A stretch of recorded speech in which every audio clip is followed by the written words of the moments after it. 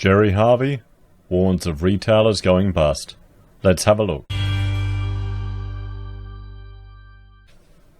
Hello everyone, Florian Heise here and welcome to another episode of HeiseSays. I have my stein of coffee and I thought we'd have a look at this article from news.com.au discussing Harvey Norman's profit decline and a warning from Jerry Harvey, which could be a more concerning sign for the continuing retail recession. And once again, this is another retail Armageddon or retail recession article written by Alexis Kerry from news.com.au. Let's have a look. Now, love Jerry or hate Jerry, he's certainly someone who has an opinion of this sector, which, based on his experience, I'd say we should put a bit of weight towards. So Harvey Norman's net profits are down 4.1% to $213.5 million following the drought and bushfire crisis. So outspoken Harvey Norman chairman Jerry Harvey says other of course, Aussie retailers will go bust as his company suffers a profit drop. Well, he's probably right. We're seeing it, aren't we, with all these businesses just getting into trouble, with the retail recession just continuing. Every day it's another business, isn't it? Another one going.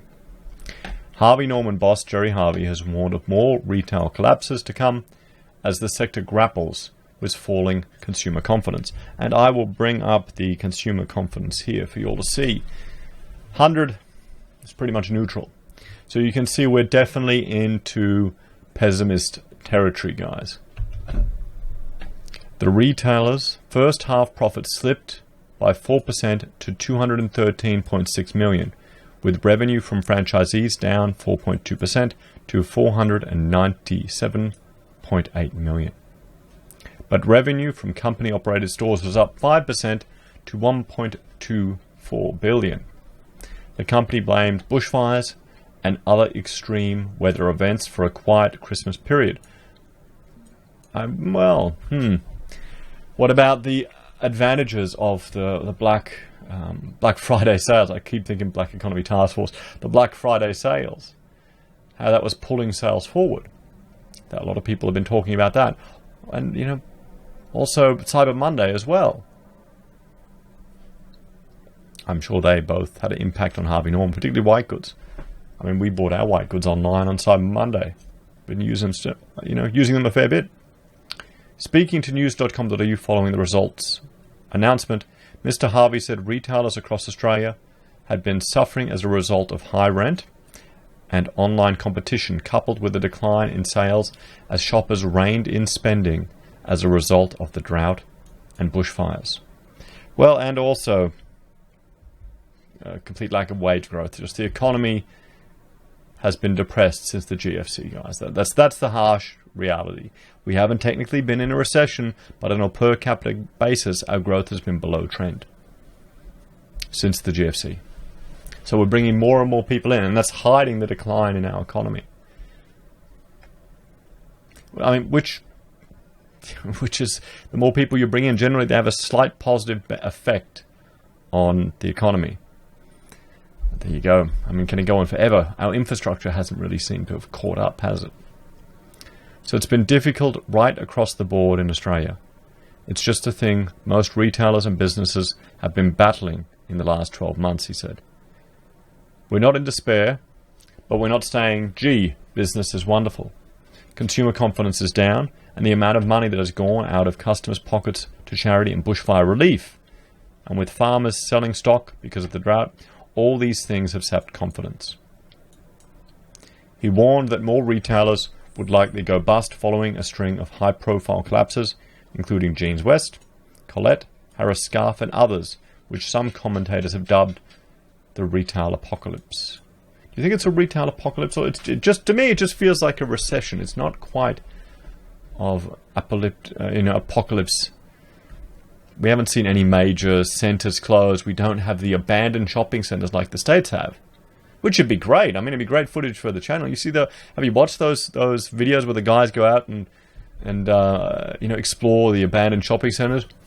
And what can I do? I can go out and see shopping centers where they change it all into empty shops, or eating areas like Australia Fair. And thank you for those of you that have been asking.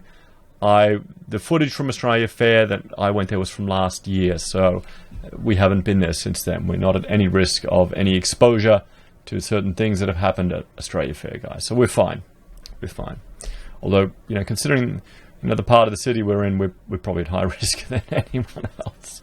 But then again, I mean, I work from home. We can self-isolate very easily if we have to.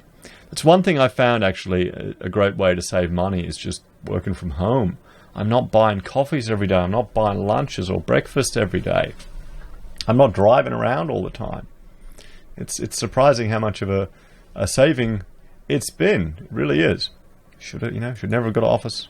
Anyway. So the main ones having problems. Sorry, the main ones have probably gone now. There will be more, but there might be smaller ones, although I don't know of any that are having a really big problem. Mr. Harvey here and me. I'm a bit tired. Now, one thing we need to consider is what happened to Ishkar and how the delay in Ishkar receiving imports affected their business, and how many Australian businesses are dependent on imports. How many sectors are? I don't think anyone has been surprised by the ones that went. Not anyone in retail or business people, because they were all on the margin. It's not a secret, it's just a fact of life that there are certain retailers out there living day to day, while others are doing quite well, and there are others in between. It's a hard business, and some retailers are really good, while others are really bad. But overall, it's not an easy business. But Mr. Harvey said there could be a silver lining on the horizon. Now there's talk that if all this keeps going the way it's going, interest rates will drop again, and there might be a stimulus package which might be good for retail going forward, he said. Well, if we get a cash rate cut, what's that going to do to the Aussie dollar? So they might do that. They might do a cash rate cut. And if the government does stimulus spending and just pumps money out there, it depends on the methodology they'll use. Will the Reserve Bank, they'll be using QE? It's going to be interesting times, guys. Well, let me know in the comments, what do you think will happen? What do you think will happen? Do you think we'll get stimulus spending? Do you think it'll be a helicopter money like Rudd's? If they're going to be giving money out to people, I would argue it would have a greater effect on the overall economy if it was distributed to the citizens. If every time the Reserve Bank generated money by purchasing assets, what if they had to simply issue it to every citizen of the nation? What about that? Or you've got Stephen Keen's whole approach, the debt jubilee, where you get a certain amount of money. If you have debt, it goes towards that.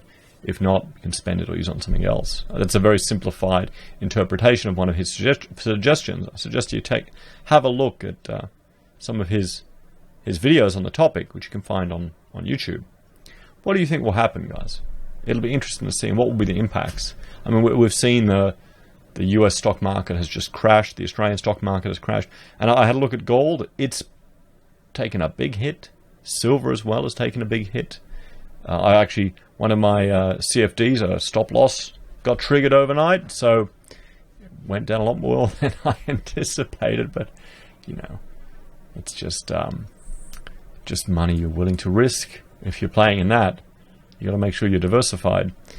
One thing I did make sure to do was to take a whole lot of super out of the stock market and transfer it to cash to really limit our exposure to those things. We'll see how it goes. Guys, it's going to be interesting. Here's the thing. Will more people go into property as a safe haven? I was talking to a real estate agent today, and he managed to sell a multi-million-dollar penthouse 2 weeks, really quick. That's what the buyer told him. Buyer said, I want to get out. I'd rather have my money in property than in anything else. So is that going to exacerbate the housing affordability issues that we have in Australia? Or more importantly, is it going to drive up prices? Or is that just the action that we're seeing in the upper quartile? Where people around the world want to get their money and they park it into Australia. And we've seen that. We've seen that here on the unit price growth, that the growth in property, which we're hearing all the time in the media, isn't universal, it isn't across the board. Maybe that's it. That's what my instincts are telling me. You know? If you're going to lose all your money overseas on the stock market, you want to put it in a safe haven, you put it in Australia, put it in high-end property. I don't know. Let me know your opinion in the comments below, everyone. So let's keep going into this. If you talk to most economists today, most are saying interest rates are going to drop again, and there will be a stimulus package. And if that happens, it will be good for retail. He said high rent was also a likely factor in sending some retailers broke. Well, yeah, we've seen that, haven't we? We had a situation here with major shopping centres whacking up rent and big overseas chains coming in, but some are now leaving. Department stores are in trouble. We've seen that. And shopping centres are now dropping rents, so things have changed quite a lot over the last year, he said. Another thing is that Amazon and the internet is having an effect too. If the internet never came along and the drought never came along, some of them would have survived. Well, here's the thing. Yesterday, well, today as I'm recording this, but yesterday when you're watching this, Rachel went to Myers. She wanted to buy some cast iron cookware. She's reading this book, Real Food, Real Pregnancy, and simply cooking in cast iron is a way of fortifying your food with iron. You know, it makes a lot of sense, but I didn't even realize that. Particularly for a woman going through pregnancy, it's a good way to get iron rather than taking the supplements. And she went to Myer. Now, Myer had advertised a 50% off sale. But here's the kicker. It wasn't 50% off in the shop. It was only 50% off online. So she had to buy 2 items to get 40% off in the shop as opposed to online. And she looked at the things and there was all, enamel coated, cheaty cast iron. She ended up going to a camping shop on the way home, bought that, done. And it was even cheaper. It was even cheaper. So it just shows you. Back to this. But he said rent was an example of supply and demand and denied a need for government intervention. Yo, bloody oath. Bloody oath. You don't need government intervention in there. It'll sort itself out, guys. They'll just sit on the empty properties. Then that will decrease the value of their properties. Having less people signed up in long-term leases will affect the valuation of these commercial properties. So, when it gets out of whack, when rents are too high, it then falls back a bit. It doesn't matter if it's housing, office, or retail rent. That's what happens in a capitalist economy. It goes up and down. That's the nature of the beast, and it's just our system at work, he said. Mr. Harvey said, well, good. Mr. Harvey said over the past 2 weeks, he had been speaking with employees from across the country who had all downplayed the impact of the coronavirus on sales and who had expressed confidence for the rest of 2020. Do you think it'll make a difference on sales? Well, it depends on how many cases we have here in Australia. It's still early days. But he said the drought and bushfire had played more of a direct role, but that the worst was now behind the sector. There's been no kickback from the virus. But in terms of what happened with the drought and bushfires, that sure did affect us. But that's behind us too. The general feeling out there is that most people, especially in country towns, have been more worried or concerned about the drought than the virus, he said. He said those in rural areas have been despondent during the drought crisis, but that recent rain have left them waking up feeling with joy, and he expected retail to improve as a result. But he downplayed the role of those extreme weather events in recent high-profile retail collapses. Some of those chains had gone out of business, were going to go regardless of whether there was a drought or bushfire, he said. Mr. Harvey said Harvey Norman's operations overseas acted as an insurance policy against local pressures. If one country is going backwards, the next one might go as well. And the bushfires and droughts didn't happen right across Australia. So across the big picture of Harvey Norman, yes, it had an effect, but I wouldn't say it was the major cause, he said.